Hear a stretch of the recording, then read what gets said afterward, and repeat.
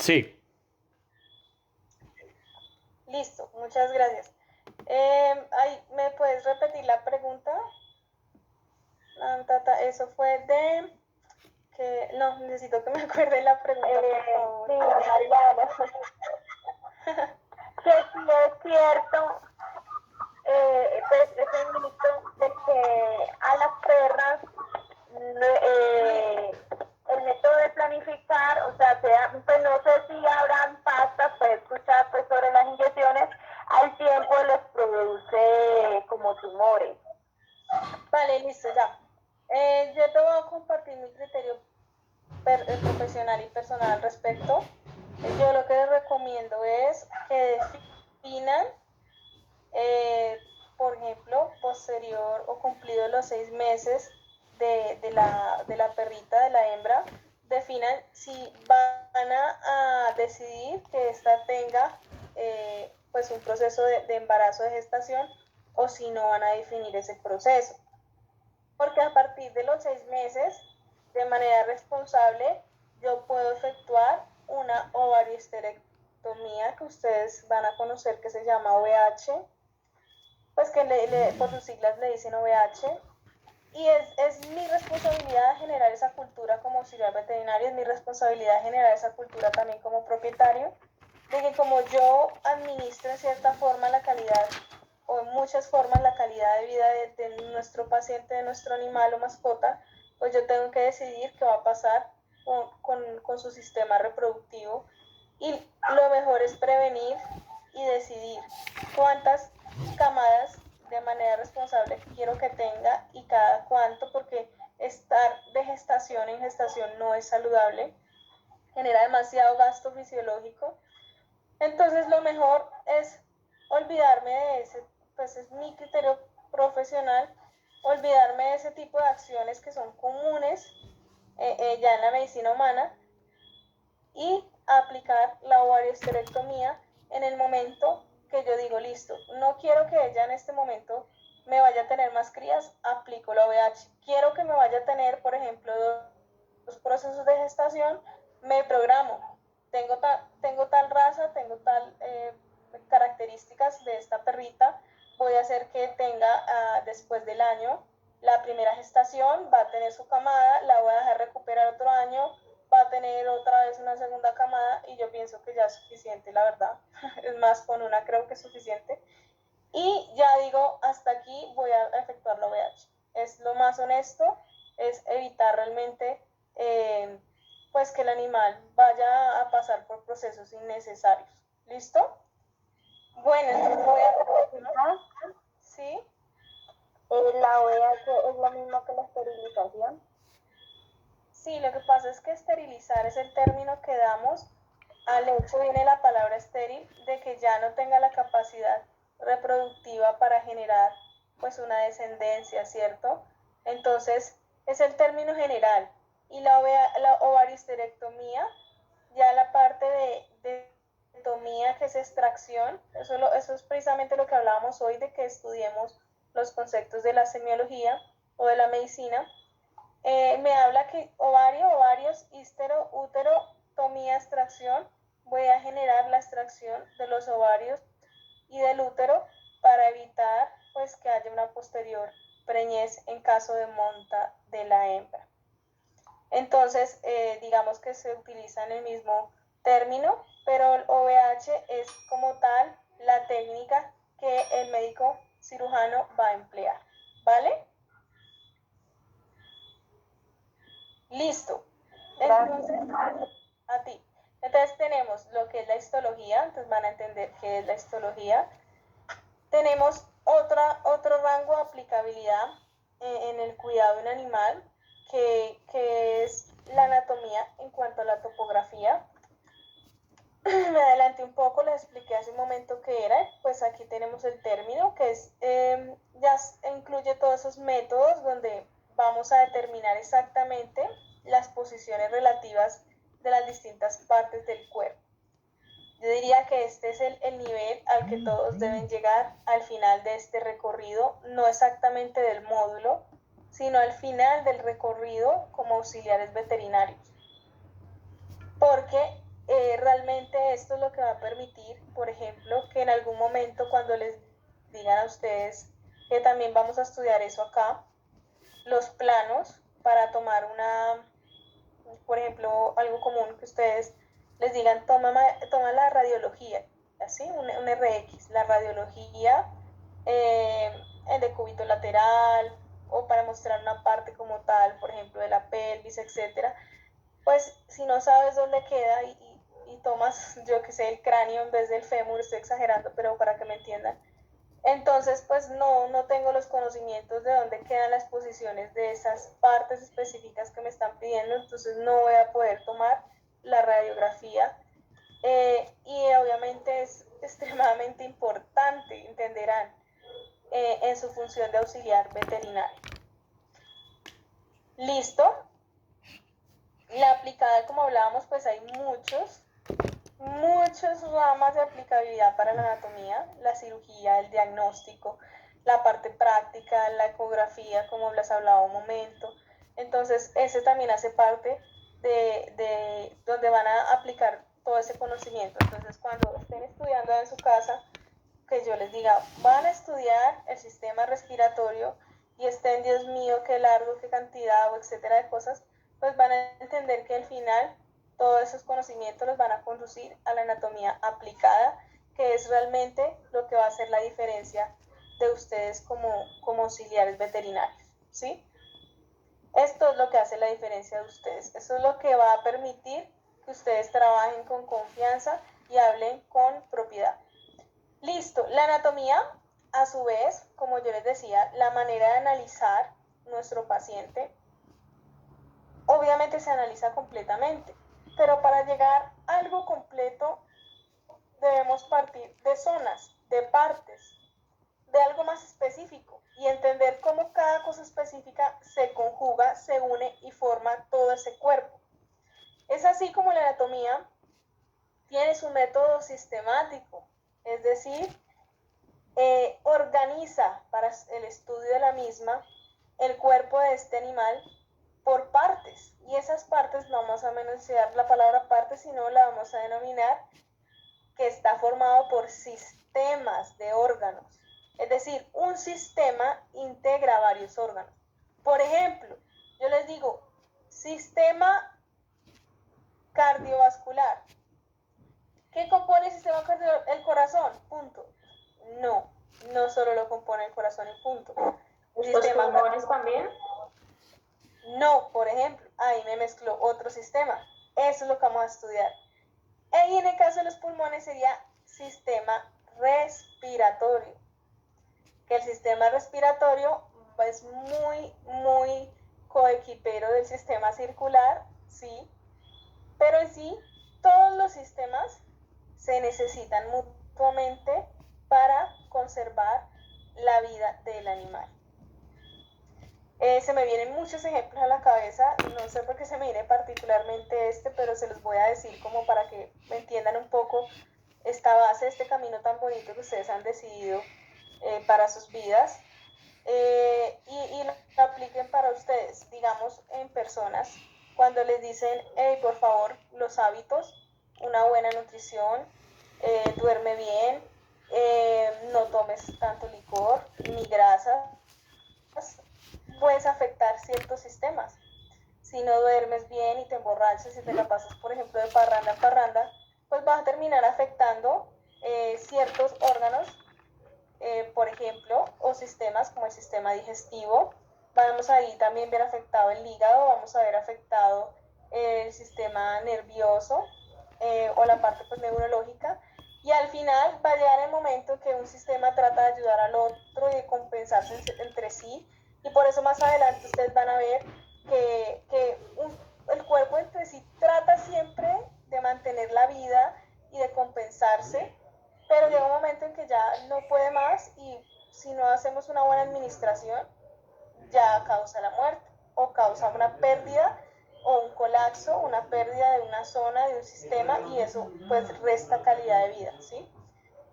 Un caso muy sencillo para que entiendan cómo todos los sistemas se conjugan, y ya vamos a ver qué sistemas hay. Eso es parte de la tarea que también les va a ir quedando para esta semana, para que desde ya la vayan estudiando qué sistemas hay. Es uno, por ejemplo, cómo se conjuga el cardiovascular con el respiratorio. Si ustedes notan, digamos que sometemos a un estrés, los amantes de la adrenalina, pero cualquier estrés, por ejemplo, imaginémonos un canino que está a punto de ser atropellado o algo, él va a reaccionar y lo primero que va a notar es que su sistema nervioso va a ver la amenaza, va a mandar señales a el sistema, por ejemplo, muscular, al sistema esquelético, para una rápida reacción. Y a su vez, para que haya una rápida reacción y que el músculo funcione rápido, se mueva rápido, etcétera, necesita que viaje oxígeno, que viaje energía. Y esto va a necesitar el sistema cardiovascular. Y a su vez, para que el corazón bombee rápido, mande esto rápido, el animal se mueva, va a necesitar el sistema respiratorio porque necesita oxígeno para estar oxigenando esa sangre que viene de la parte venosa, que sin oxígeno va a llegar a través de un recorrido que más adelante estudiaremos a la parte pues ya pulmonar para ser oxigenada, y todo vamos a ver cómo en cuestión de segundos se integra, por citar algunos sistemas porque hay más, y reacciona el animal. ¿Ven lo bonito que es esto? Entonces, esta carrera que ustedes han escogido les va a ayudar a valorar mucho el sentido de la vida y también a entender cómo somos un conjunto de sistemas de órganos y nuestros queridos compañeros de vida también lo son, los animales.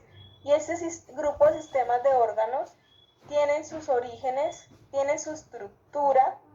En algunos animales las estructuras son similares, en otras cambian, pero están relacionados todos entre sí para una misma función, para conservar la vida de este animal o de este paciente. ¿Listo? Entonces, por citar aquí esta imagen, lo que les mencionaba a continuación, ustedes van a entender que tenemos diversos sistemas que se integran entre sí.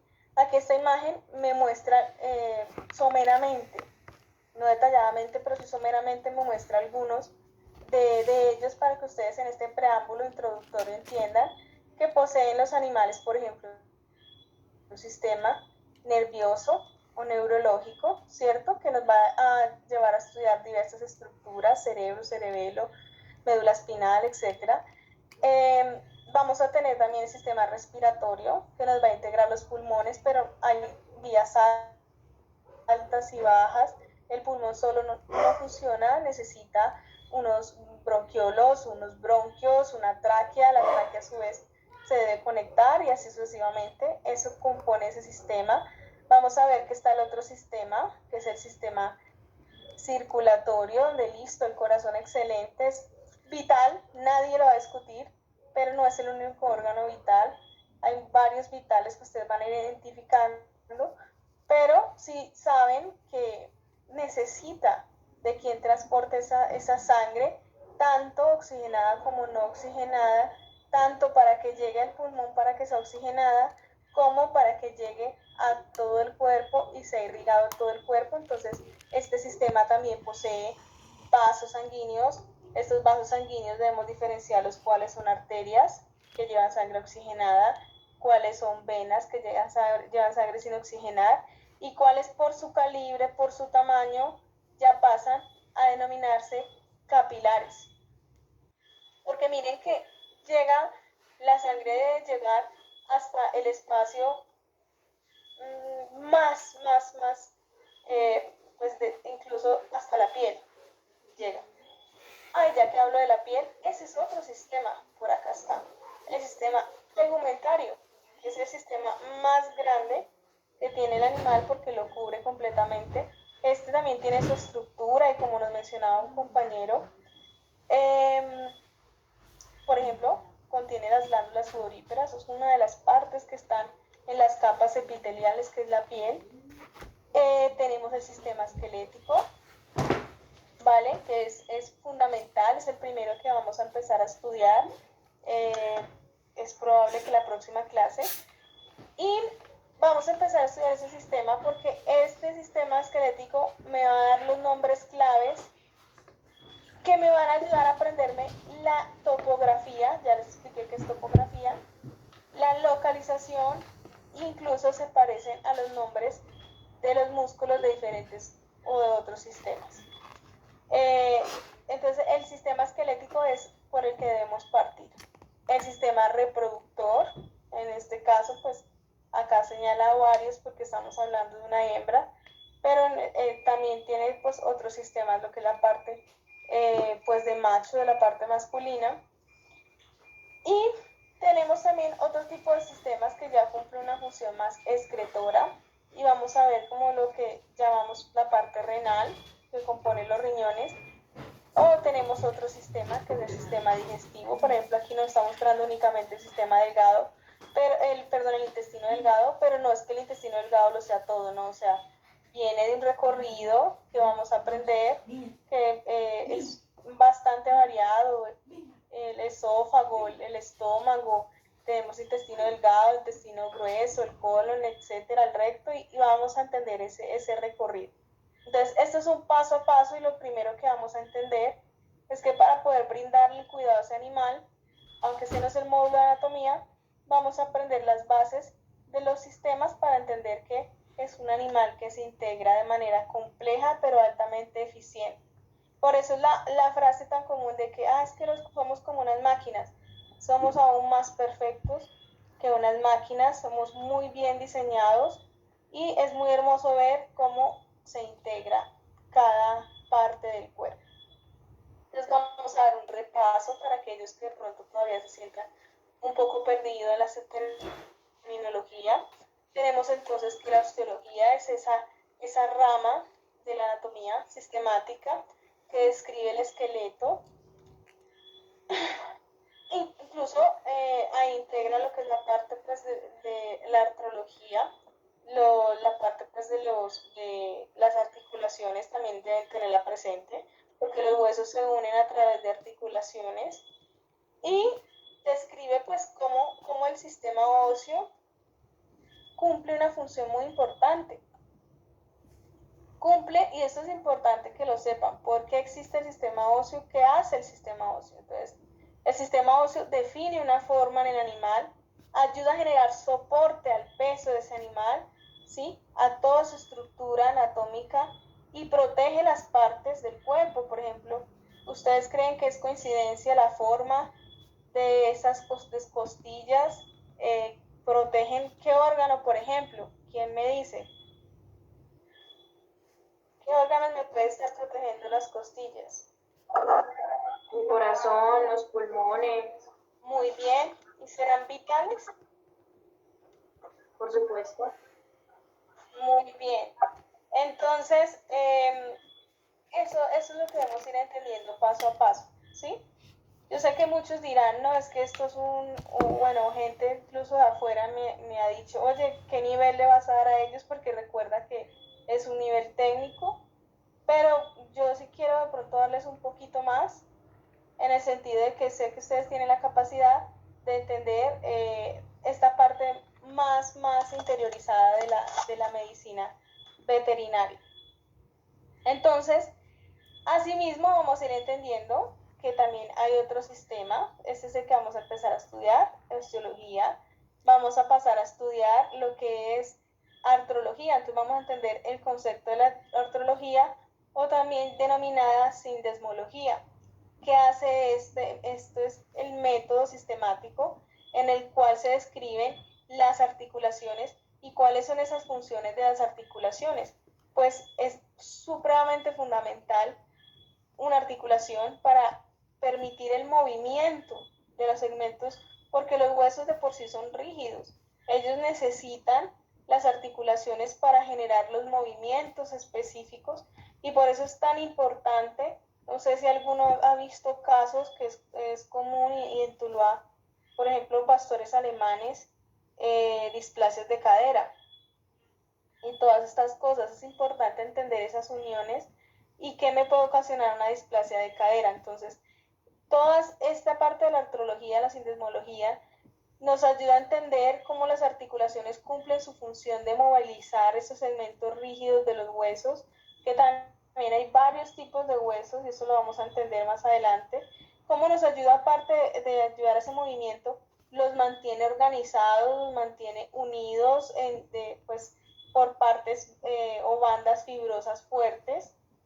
Y estas bandas son las que se denominan ligamentos. Muchos habrán escuchado, no, tuvo una lesión del ligamento gravísimo, no pudo volver a caminar bien o tuvo tanto tiempo en cama. Y lo mismo pasa con los pacientes, con los animales. Una lesión en el ligamento es muy dolorosa y compromete mucho la parte motora del animal. ¿Vale? Vamos a avanzar por lo menos a terminar esta parte. Ya estoy viendo la hora. ¿Cómo se sienten? Espero que vayan bien. ¿Me están entendiendo? ¿Todo bien? Sí, claro, profe. Apuntes. Vale. Yo tengo una pregunta. La displasia de cadera es más común en perros de talla grande o pequeña, porque yo he escuchado que los perritos de talla pequeña que son, o sea, también tienden a sufrir de displasia de cadera. Sí, lo que pasa es que eso era una creencia, yo digo que es un poco, pues ya ha cambiado con el tiempo, ¿sí? Antes se le atribuía mucho al labrador, al pastor alemán, pero a través del tiempo se ha visto que hay razas, por ejemplo, como el Pug. Esto sí se puede relacionar mucho con las razas, ¿sí? Y la parte hereditaria intrínseca de las razas, que me pueden presentar ciertas enfermedades. Es más adelante, en otros módulos que corresponden, ustedes ya cuando dominen esta parte de las ciencias básicas como la anatomía, ustedes ya van a ver que nos van a mandar a estudiar enfermedades y entre esas enfermedades les van a explicar que algunas son congénitas, otras son más específicas a la estructura del animal, otras tienen que ver con la raza. Entonces, la verdad, pues sí, es muy buena la pregunta porque nos invita a que no nos llenemos pues de paradigmas de que solo razas grandes, sino que realmente sí se puede presentar también en razas pequeñas y eso también depende mucho de la actividad física del animal y también de la parte genética. ¿Vale? Listo, entonces voy a continuar para que alcancemos por lo menos a ver estas terminologías bases. Tenemos la biología, que es muy fácil de entender, describe los músculos, todas esas estructuras accesorias que componen, que se unen, ¿sí? O que ayudan al movimiento de los huesos y las articulaciones. Miren que los huesos necesitan las articulaciones, pero a la vez necesitan el músculo.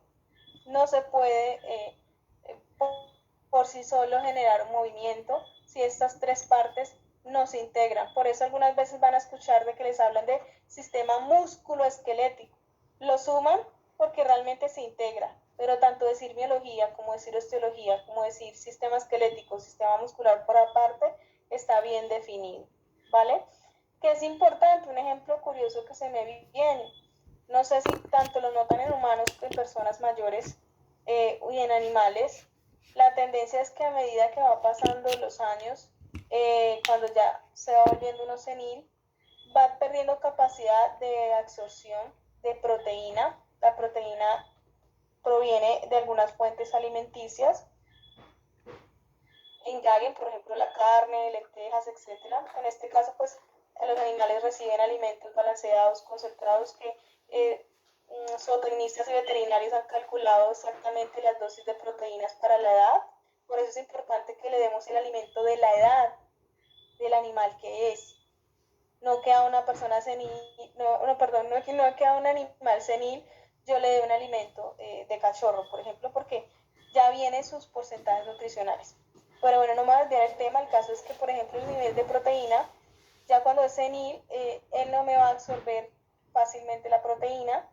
Y la proteína es fundamental para formar los músculos del animal.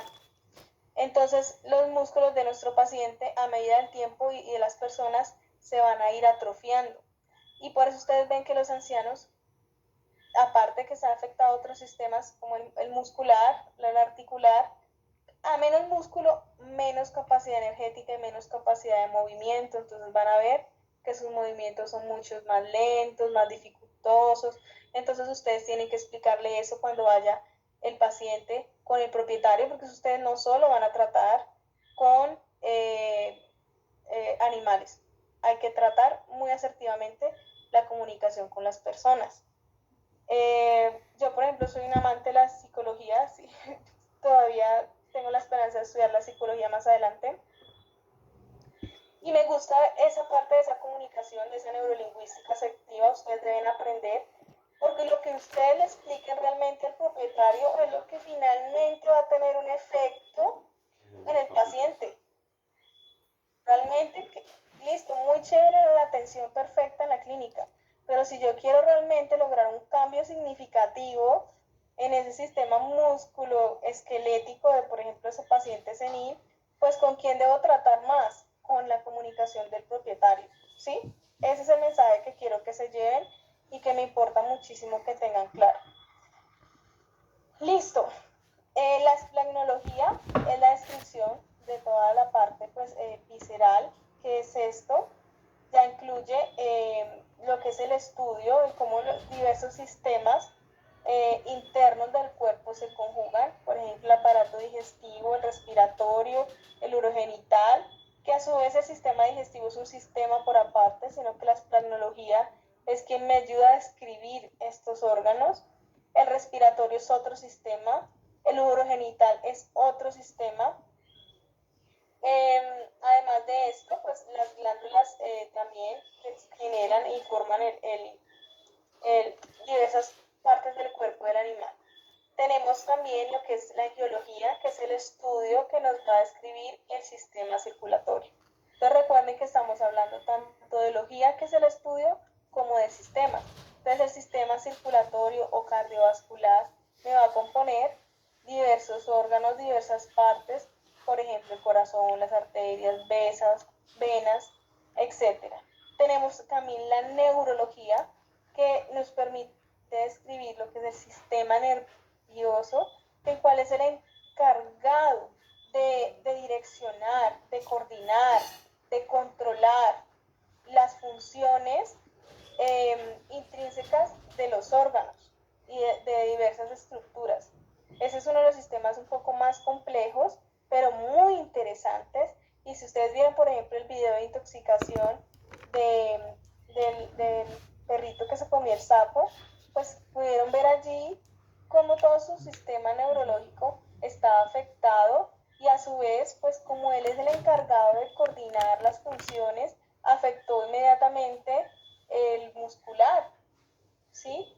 Hay movimientos ahí. Y también afectó otras estructuras, por ejemplo, vimos una hipersalivación, ¿sí? Las glándulas salivales, etc. Y así sucesivamente les puedo citar muchos ejemplos, pero ahora lo que me interesa es que entiendan que eso es lo que estudia la neurología. También el animal lo componen ciertos órganos que son sensoriales, ¿sí? Que son muy importantes para él percibir su entorno. Gracias a ellos pueden sobrevivir, por ejemplo, los órganos encargados de la vista, los ojos, del olfato, ¿sí? La nariz, el hocico. La piel incluso hace parte, pero eso tiene su propio sistema, pero es muy sensitiva. Entonces, estos estudios se denominan estesiología, ¿vale? Lo que estudia esta parte de los órganos. Por ejemplo, ustedes van a ver casos curiosos de, los porcinos. Los porcinos, el área más sensible, incluso ellos catan y seleccionan el alimento por el contacto de su hocico, desde su nariz, que ven que tiene una forma particular. Esta forma está diseñada así para que tengan contacto para seleccionar el alimento, y cuando ellos vean o sientan curiosidad por algo, el hocico, nosotros utilizamos las manos, ellos utilizan el hocico para determinar, para ver si es un peligro, para palpar esa zona, ver si pueden tomar alimento de allí o no, o acercarse a esa zona. Entonces, estos órganos sensoriales corresponden a este estudio que se llama la estesiología. Bueno, y ya lo que es la piel y los anexos de la piel, anexos que son, pues por ejemplo, vemos allí la parte pues de los cascos y esto, pues, la parte del pelo, pero todo esto en general, el estudio de la piel se llama sistema tegumentario, o el estudio se llama integumento pues común, pero la verdad, grábense en sistema tegumentario, que es mucho más fácil de estudiar y de trabajar así. Entonces yo creo que por ahora vamos a dejar hasta allí. La idea, muchachos, es que mañana vamos a empezar a hablar de los términos de posición y dirección. Les voy mostrando como una base y esto nos va a ayudar a hablar lo que es cómo me debo yo dirigir para describir un animal a la hora que lo estoy inspeccionando, a la hora que lo estoy manipulando o a la hora que estoy redactando, por ejemplo, mi historia clínica. Yo ya no voy a decir términos comunes, eso no se me ocurre ahorita porque hace tiempo que no los uso. Venga, pienso en algo, no sé. La pata de atrás, algo así, por ejemplo. No voy a decir algo así, sino que voy a aprender de manera asertiva a escribir en mi historia clínica el miembro posterior, en un plano transversal o en un plano superior, inferior, ventral, dorsal. Todo esto lo vamos a estudiar el día de mañana. Pueden ir efectuando pues lecturas desde ahora, que mañana tocamos el tema. Otro trabajo que les voy a asignar no es para mañana, es para que lo vayan trabajando. Lo empezaríamos a partir de 2 días. Igualito pues yo se los voy a describir por el grupo. Es que van a escoger un sistema. Yo creo que los grupos no los va a mover tanto todavía. Podemos esta semana trabajar con los mismos grupos y ven que se entendieron. Más adelante por temas de integración vamos a moverlos. Pero vamos a apropiarnos de un sistema. ¿Listo? Quiero escucharlos, quieren libremente escoger su sistema y la idea es que ustedes a partir de 2 días, a medida que yo voy hablando del sistema, ustedes tienen allí lista su presentación introductoria del sistema. Es decir, voy a citar, por ejemplo, Yuri, que la distingo y me la aprendí el nombre. Entonces Yuri, por ejemplo, con su grupo, escogió el sistema digestivo. Entonces Yuri me va a preparar algo breve de 15 minutos con su compañero y se intervienen todos del sistema digestivo. Me va a decir, mira, pues esto compone el sistema digestivo, encontré estas diferencias entre las especies. Esas dos cosas, ¿qué lo compone y qué diferencias se encontró entre las especies? Pues a partir de 2 días yo voy a ir abordando los sistemas. Y a medida que aborde los sistemas, pues voy a decirles, listo, el grupo que le tocó este sistema, haga la intervención de 15 minutos antes que yo, para que socialicemos. Veo que son algunos muy tímidos para hablar, quiero que se suelten, quiero que aprendan, quiero que se disfruten y se gocen este curso, porque esto se trata de eso.